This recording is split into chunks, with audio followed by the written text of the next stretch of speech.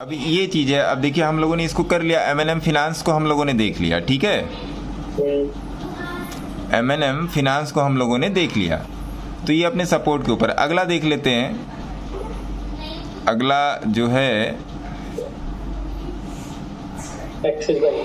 Axis bank. अब axis bank को इस पे डालते हैं।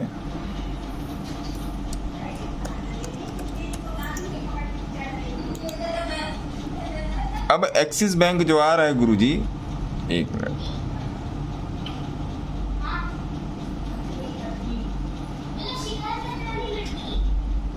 अब देखिए, अब ये 1 घंटे में ये 200 की मूविंग एवरेज के नीचे उतर गया है ना। नो डाउट फिर से यहाँ से ये अपने ओवरसोल्ड जोन से वापस हो रहा है, तो जाहिर सी बात है ये बाई में आएगा, है ना। या हो सकता है आरएसआई कूल डाउन करे। अब डे में आ जाइए, अगर आप इसी में डे में आप आ जाओगे, ये एम पैटर्न ब्रेक कर दिया इसने एम पैटर्न ब्रेक कर दिया। अब एम पैटर्न ब्रेक किया या ना किया, लेकिन इसका सपोर्ट यहाँ पे पक्का बन रहा है 944 पे, है ना। 944 पे 11 पॉइंट हो गए ना सर। अगर इसमें से आधे भी मिलते हैं, मान लिया 5 पॉइंट ऑप्शन के मिलते हैं, हाँ, तो 5 पॉइंट ऑप्शन में तो बहुत हो जाते हैं। इसके अंदर अच्छा खासा इसका वो मिलेगा लॉट साइज। हाँ, तो ये हो गया। अब डे में ये सेल में है। अब इसी में आप आके पकड़ लो वीकली। वीकली में भी ये सेल में आ चुका है, वीकली में भी ये सेल में आ चुका है ना। तो एक चीज ये हो गई। अब फिर से आके देख लेते हैं, एक्सिस बैंक हो गया, बजाज फिनांस लिमिटेड, है ना, बजाज फिनांस लिमिटेड।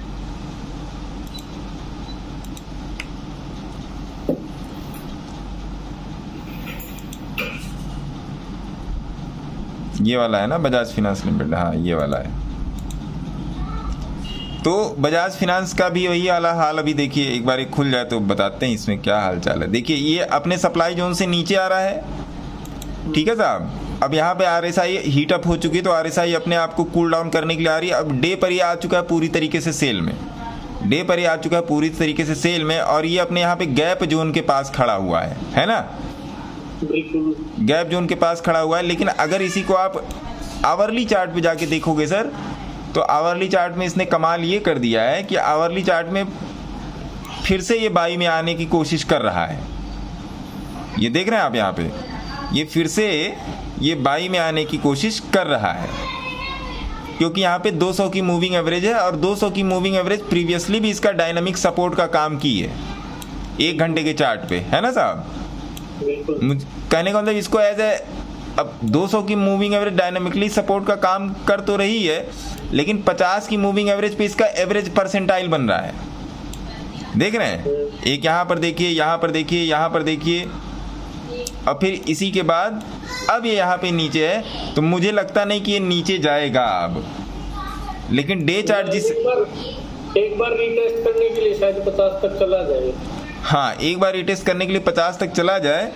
और जहाँ तक अगर मैं इसके डे चार्ट को मैं कंफर्म कर पा रहा हूँ, लग जाए तब तो, हाँ डे चार्ट तक ये यहाँ से बूम मिलेगा इसको, यहाँ से बूम मिलेगा, यहाँ से बूम मिलेगा। दूसरा सर ये उसी गैप का सपोर्ट ले रहा है सर, उसी गैप का ही सपोर्ट ले रहा है, और इस गैप को फिल करना इतना आसान नहीं है ना, क्योंकि इसी गैप के आसपास ही कहीं देखिए 20 की मूविंग एवरेज भी पड़ रही है ना। नहीं तो ये 3 कैंडल बनी हुई और ये पिछली भी बड़ी कैंडल बनी हुई है, कोई बड़ा बायर खड़ा है ना ये। हाँ, ये नहीं गिरने देगा इसे।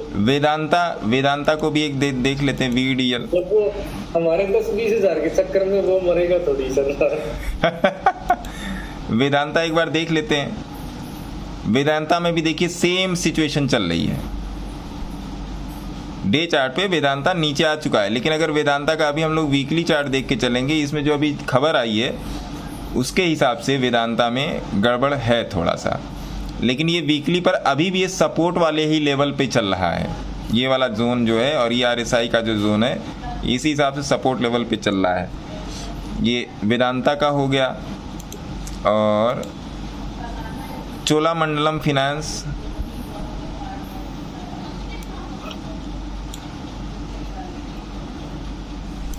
ये तो नाम ही बहुत बड़ा ले रहा है।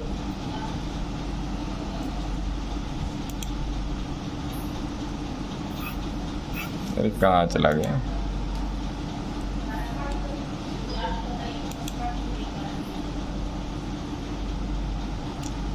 CIFL नीचे वाला सर नहीं। हाँ, ये स्टॉक में। अब चोला में क्या बता रहा है कि मैं इसको काफ़ी देर से मैं एनालाइज कर रहा था, वही मैं कह रहा हूँ ना। अरे खुल जाओ भाई। चोला में देखिए वीकली में थोड़ा सा एक रेड कैंडल ब्लास्ट हुई जो पिछले सपोर्ट को तोड़ चुकी है, लेकिन 5 की मूविंग एवरेज पे। लेकिन यहाँ पर तो मामला अलग ही है, ओवरसोल्ड जोन है ये, वैसे ही मामला हीट होके रखा है ना साहब। अब डेली पर ये धड़ाम है, ये एक तरीके से डेली पर ये धड़ाम है, क्योंकि यहाँ पर मेरे ख्याल से एक वो बनना चाहिए। सही बात है, डेली पर ये धड़ाम है और आवरली पर तो होगा ही होगा। आवरली पर ये है, आवरली पर ये 200 का ही सपोर्ट लेगा सर वहाँ भी। ये भी 200 के सपोर्ट के पास आ रहा है। नहीं, डेली में भी ये 50 का तोड़ देगा। 50 का ज्यादा वो नहीं है, क्योंकि यहाँ से गिरेगा तो इसकी मोमेंटम काफी हाई रहेगी, है ना। डेली पर। ये चीज हो गया। अब अगला देखते हैं एक बार, इंडिया बुल्स हाउसिंग फाइनेंस, आई बुल।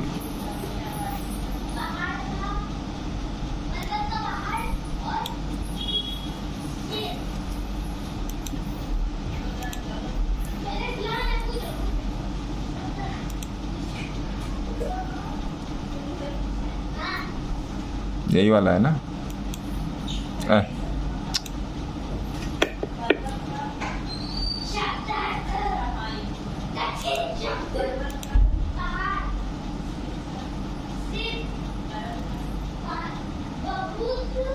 अब देखिए इंडिया बुल्स में भी वही वाला मामला बना हुआ है ना। सही बात है, इंडिया बुल्स में भी वही वाला मामला बना हुआ है। तकरीबन इसमें क्या है, ये सपोर्ट जोन के पास दिखा देता है सर ये इतनी गिरावट। तो अगर ये 1 घंटा पे सेल है तो 1 डे पे तो पक्का ही सेल है, जिस तरीके से इसका कर्वेचर बना हुआ है ना गुरुजी। तो ये हो गया। और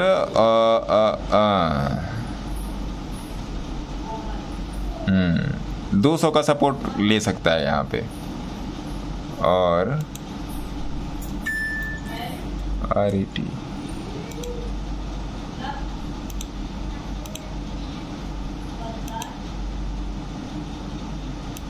मिलेगा कहाँ चला गया भाई। चलिए ये हो गया। और UPL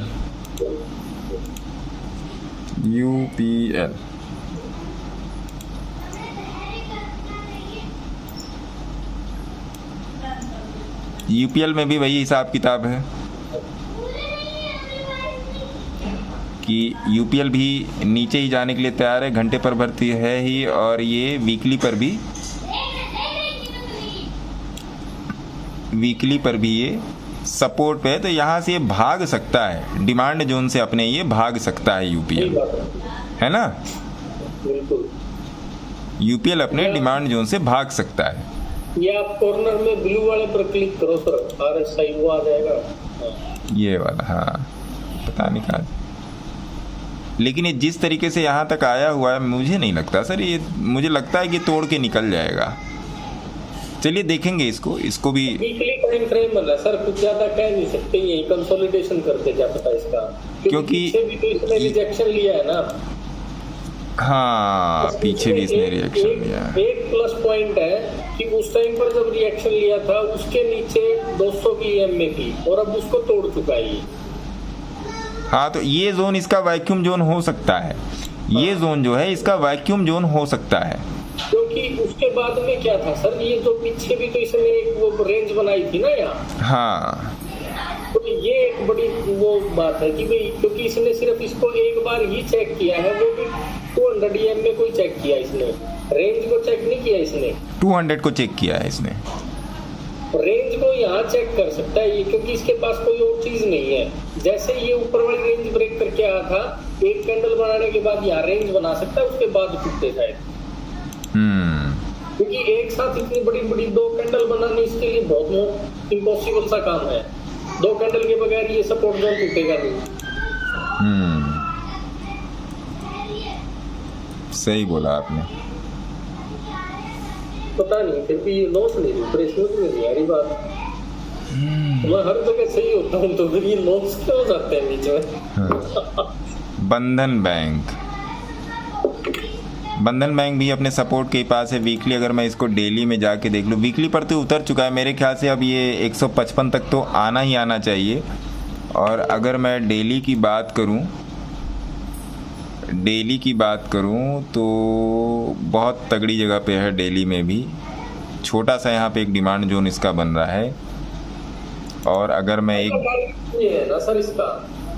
एक घंटे में,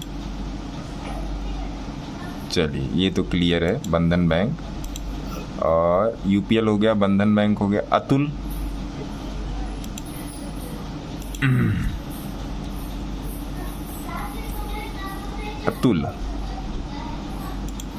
अतुल में भी वही हाल है। देखिए अतुल में भी वही हाल है, 1 घंटा। लेकिन मेन कहानी ये ना सर, अतुल जैसे शेयर में ये इतनी बड़ी रैली आ चुकी है ना, तो ये अच्छी चीज नहीं है। कोई बात नहीं, हमें सारे प्रीमियम बढ़े हुए मिलेंगे। आप ये नीचे मिलेगा देख लो सर, ये तो वापिस आने की तैयारी में होने वाला काम है।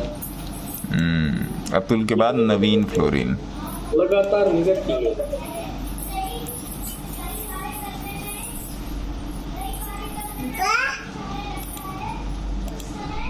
NAVIM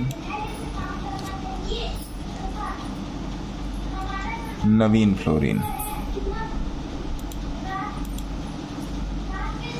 फ्लोरिन तो एकदम एग्जैक्ट जगह पे है अभी।